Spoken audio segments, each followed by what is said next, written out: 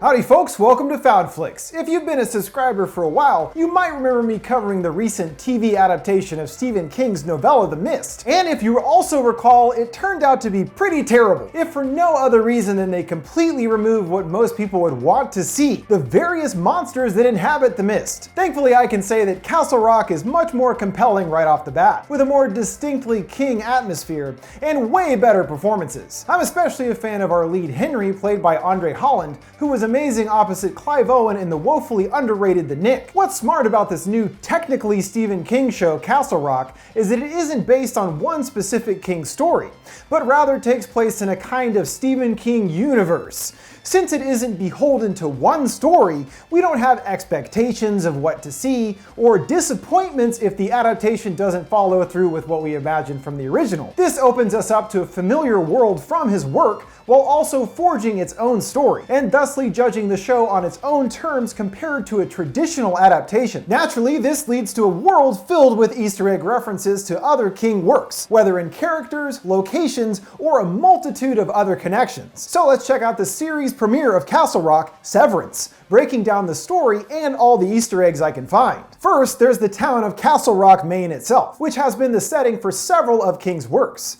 It first appeared in The Dead Zone in 1979, later in Cujo, The Body adapted to Stand By Me, Needful Things, and even more recently in 2014's Revival, as well as the Shining sequel Dr. Sleep. It's obvious from the amount of violent and terrible occurrences there that it's the town itself that is somehow connected to all the evil throughout its history, and is, for lack of a better term, cursed. And that continues to be the case in the show, introducing us to a whole new cast of characters and mysteries to uncover. And there are two main mysteries at the forefront of the show. The first being what happened to our lead character Henry's adopted father back in 1991 when he was a kid, involving Henry strangely disappearing. Our opening scene begins in the dead of winter after Henry has been presumed lost for good. But one man, local Sheriff Alan Pangborn, more on him in a minute, hasn't given up the search for the boy. And it's a good thing too. Taking a moment for some Joe overlooking the frozen castle lake, and suddenly ominous growls and other assorted weird noises emanate all around him, and he spots Henry out on the lake, who wasn't there just moments ago, appearing from thin air after the strange sounds. And Alan rushes out to rescue the boy. This is all we get on what happened to Henry for now,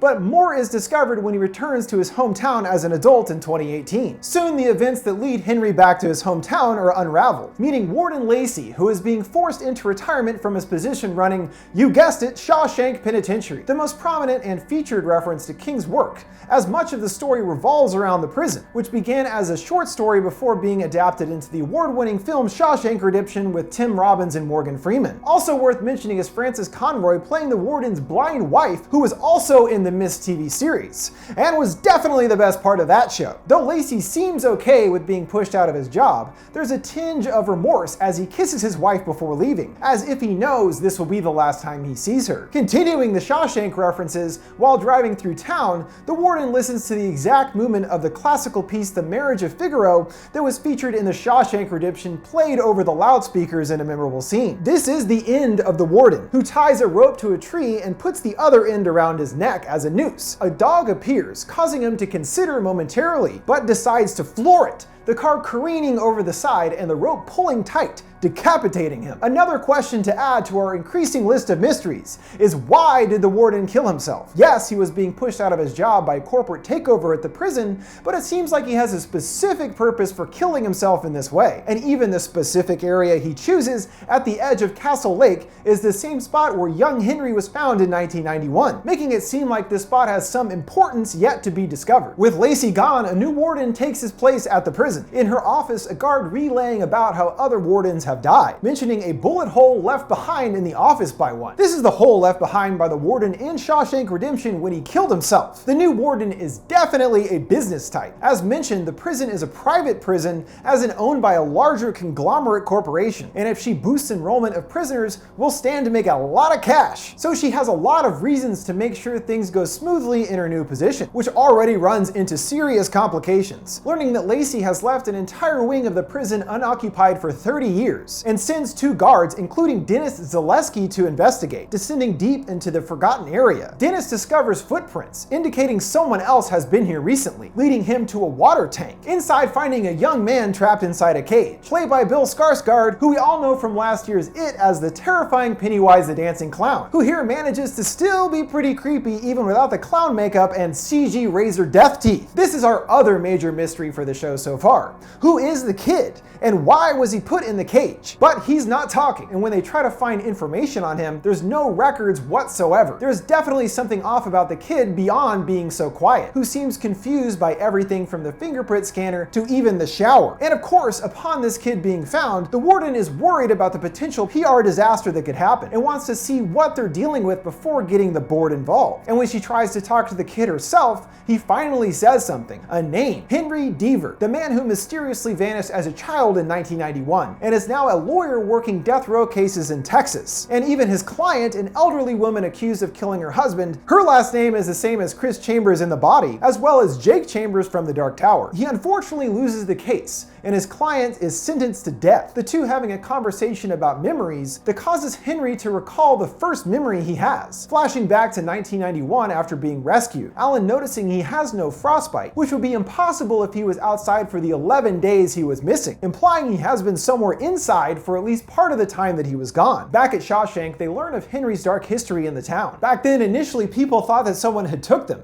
but that changed when his father was found half frozen with his back broken and was blamed for his father's murder. Clearly, Henry has completely blocked out the memory of what happened and will be forced to confront the past and start to remember again. After his client is executed, Henry has no other clients left, wistfully drinking and watching gators at the farm his client said she used to go to, until he gets a call out of the blue from the guard Dennis at Shawshank informing him about the kid in the cage asking for him, and that no one else but Henry can help him. Even though he gets no further information, Henry makes his way back to his hometown. We meet a woman, Molly, played by Melanie Lynskey, who also appeared in the previous King adaptation of Ruby Rose. Molly is a real estate agent in Castle Rock, which sounds like an impossibly difficult job to have considering what's happened there in the past. Who the heck would even want that job? She too has some connection to Henry's past. When spotting him stepping off the bus, she slinks down in her car and drives off, clearly hoping he doesn't notice her. Henry's first stop in town is the church where his father was the pastor, and is shocked to find that the graveyard where he was buried has been paved over and the bodies moved, causing him to flash back once more. Alan asking what happened out there,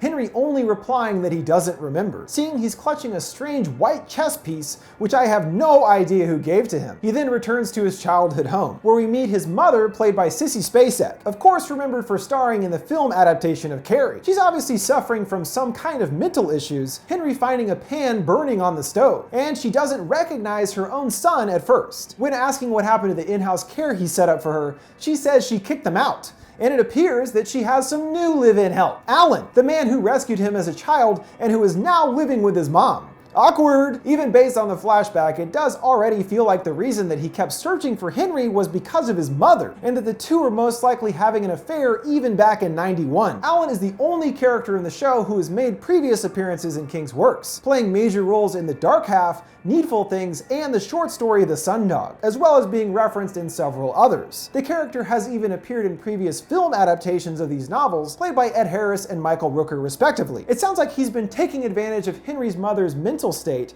revealing he's the one that signed for his father's body to be moved, signing the documents for her to Henry's annoyance, as he is supposed to be in charge of such decisions. The kid sitting in a cell watches a mouse walk out of the walls and step right into a nearby trap. This is in reference to The Green Mile, where a prisoner uses supernatural powers to revive a pet mouse. Here, seeing the opposite occur, perhaps to indicate the darkness that is to come. Henry makes it to Shawshank in search of the kid, but unsurprisingly the warden completely refutes his existence, telling him that the call must have been a prank. Defeated, Henry leaves, but on the way out spots Dennis in the yard, almost making eye contact, but he looks away sheepishly until Henry leaves. Back at home, he talks to Alan about the kid, explaining that he got a call about a prisoner being held in a cage, to which Alan responds with a shoulder shrug and a unconvincingly. To me, he knows exactly what Henry is talking about, and definitely is more involved than he's letting on. We next see Molly retrieving a box from her musty basement, first putting an hourglass timer on before pulling out belongings belongings tied to Henry's disappearance, including a missing poster and what must be his hoodie, putting them back just as the time runs out. This seems to indicate there's a specific reason she has to put on the timer. If she perhaps looks at these mementos of the past too long,